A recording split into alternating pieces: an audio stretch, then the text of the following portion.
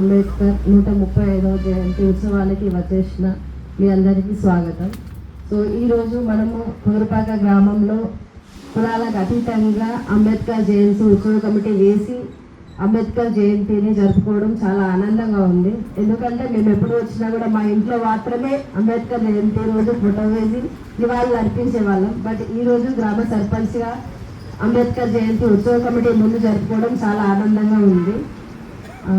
అందరూ చెప్పినట్టుగా నెక్స్ట్ అంబేద్కర్ జయంతిని మనం కంపల్సరిగా అంబేద్కర్ విగ్రహం ఏర్పాటు చేసి జరుపుకోవాలి అనుకుంటున్నాను. దానికి మీ అందరి సహకారం కూడా కావాలి. మీ అందరి సహకారం ఉంటే ఇప్పటి వరకు ఏదో ఒకటి అయ్యేది. ఆల్రెడీ లాస్ట్ టైం గ్రామ సభలోనే మనము ప్లేస్ మీద ఫైనలైజ్ చేస్తే అంబేద్కర్ స్టాచ్యూ పెట్టడానికి ఛాన్స్ తీసుకుందాం అనుకున్నాము. బట్ ఆ రోజు ఎవరు కూడా ప్లేస్ ఎక్కడ అనేది డిసైడ్ చేయలేదు.